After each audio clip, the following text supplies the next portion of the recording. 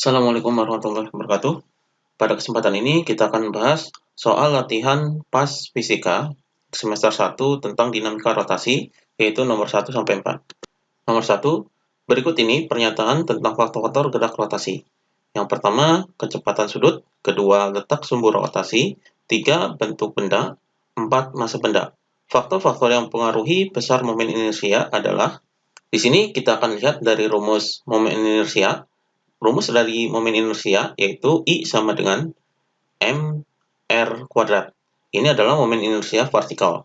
Kemudian momen inersia dari silinder pejal misalnya adalah sama dengan setengah mr kuadrat. Kemudian momen inersia dari bola pejal yaitu I sama dengan 2/5 mr kuadrat. Jadi ini rumus-rumus momen inersia. Dari rumusnya kita lihat I ini inersia, M-nya ini adalah massa, dan R-nya ini adalah jari-jari atau jarak dari sumbu rotasinya. Jadi di sini dipengaruhi oleh satu kecepatan sudut, ini bukan. Letak sumbu rotasi, ini letak sumbu rotasi adalah jari-jarinya, jadi ini benar. Kemudian bentuk benda ini benar karena rumus momen inersia ini berbeda-beda untuk setiap bendanya. Jadi misalnya ini momen inersia silinder pejal dan ini momen inersia bola pejal. Jadi dipengaruhi bentuk benda juga. Jadi ini benar. Kemudian massa benda. Jadi massa benda ini terdapat dalam rumus. Jadi M ini adalah massa benda. Jadi ini benar. Jadi faktor yang mempengaruhi besar momen inersia adalah 2, 3, dan 4. Jadi jawabannya adalah ini 2, 3, dan 4 yaitu D.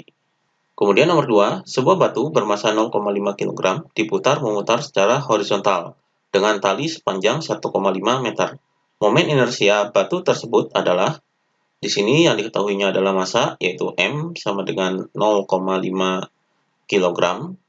Kemudian tali sepanjang 1,5 meter ini adalah kita anggap jari-jarinya atau R-nya di sini sama dengan 1,5 meter. Momen inersia batu tersebut adalah, jadi yang ditanyakan adalah I sama dengan berapa momen inersianya.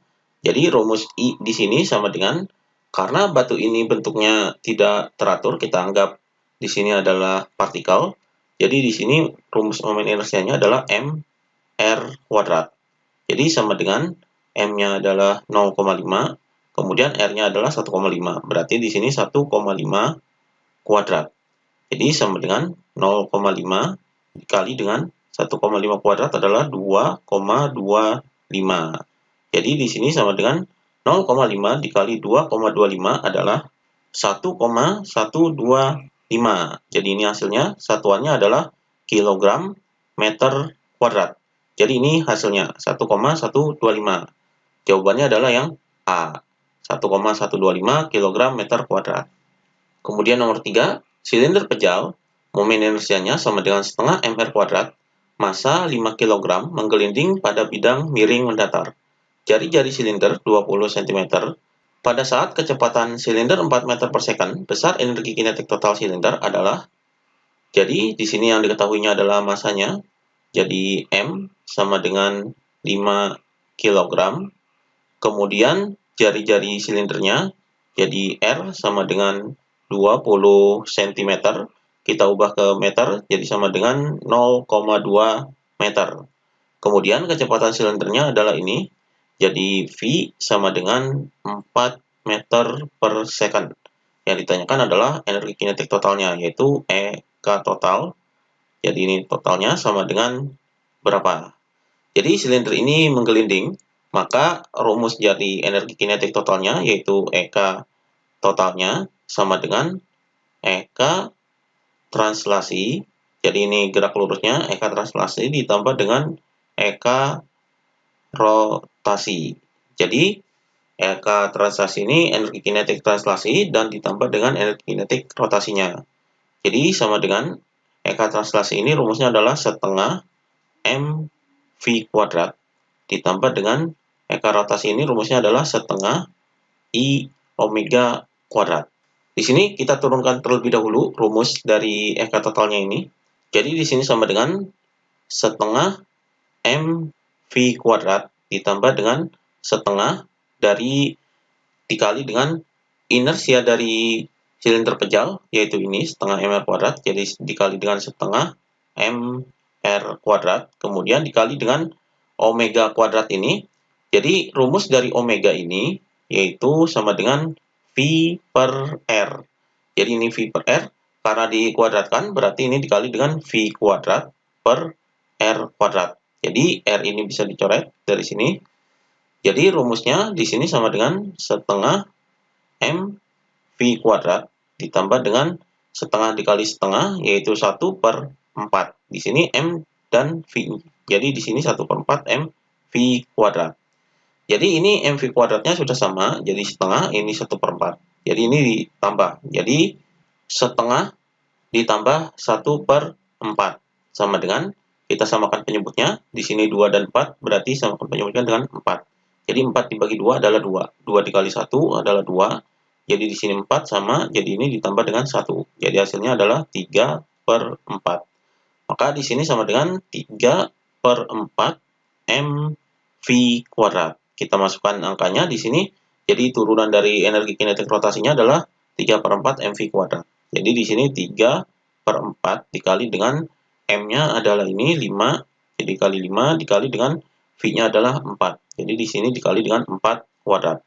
Jadi di sini sama dengan 3 per 4 kali 5 dikali dengan 4 kuadrat adalah 16. Jadi 16 ini bisa disederhanakan. Jadi 16 dibagi 4 adalah 4. Jadi 4 kali 5 ini 20. 20 dikali 3 adalah 60. Jadi 60 joule. Jadi ini hasilnya. Jadi besar energi kinetik total silinder adalah 60 joule. Jadi jawabannya adalah A. Kemudian nomor 4. Perhatikan bidang 2 dimensi berikut ini. Ini gambarnya ya. Letak titik berat bidang dari alas berjarak. Jadi ini salah ketik. Jadi letak titik berat bidang dari alas berjarak. Jadi dari alasnya kita hitung letak titik berat dari alasnya. Jadi ini alasnya. Jadi letak titik beratnya di mana? Berarti yang dicarinya adalah sumbu Y-nya. Jadi dari alas ini yang dicari adalah sumbu Y-nya. Jadi yang pertama adalah kita cari titik berat dari benda-benda ini. Jadi di sini ada 2 benda. Jadi di sini benda yang pertama di sini, kemudian benda yang kedua adalah di sini. Jadi di sini A1, kemudian di sini A2. Jadi A1 ini adalah luas benda 1, jadi luas benda 1 ini persegi panjang. Jadi di sini 4 kali 6. Jadi sama dengan 4 dikali 6 sama dengan 24 cm kuadrat. Jadi ini A1-nya. Kemudian kita cari Y1-nya. Y1-nya adalah tingginya. Jadi setengah dari tinggi ini. Jadi setengah dari tinggi ini yaitu 4. Jadi setengah dikali 4 sama dengan 2 cm. Kemudian A2-nya. Di sini A2-nya. Jadi ini persegi panjang. Jadi di sini panjangnya adalah di sini 4, di sini 6. Berarti 6 dikurangi 4, berarti ini 2. Berarti luas A2-nya adalah 2 dikali dengan 4, yaitu 8 cm kuadrat. Ini A2-nya. Kemudian Y2-nya sama dengan, jadi Y2-nya kita hitung dari alasnya. Di sini adalah 4. Jadi di sini 4, kemudian ditambah dengan ini setengah dari 4-nya. Jadi ini setengah dikali 4. Jadi sama dengan, jadi setengah dikali 4 ini adalah 2. Jadi 4 tambah 2 adalah 6. Jadi 6 cm. Jadi ini Y2-nya. Maka rumus dari titik berat untuk sumbu Y ini, yaitu Y0 sama dengan, di sini per A1 dikali Y1 ditambah dengan A2 dikali Y2. Ini rumusnya per A1 ditambah A2. Jadi ini rumusnya. Kita masukkan angkanya di sini.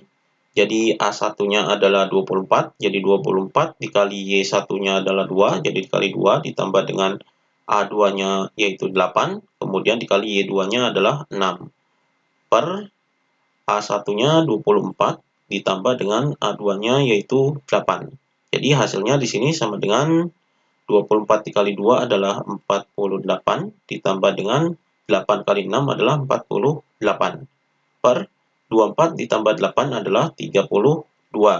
Jadi hasilnya di sini sama dengan 48 ditambah 48 adalah 96. Kemudian di sini 32, jadi di sini 32. Jadi 96 dibagi 32 adalah 3. Jadi di sini 3 cm. Jadi ini hasilnya. Jadi titik berat dari bidang alas ini adalah 3. Jadi di sini adalah 3. Jadi kemungkinan ada tingginya yaitu di sini. Jadi ini 3. Jadi jawabannya adalah yang D. Demikian pembahasan mengenai soal latihan PAS semester 1 ini. Kita lanjutkan di kesempatan berikutnya.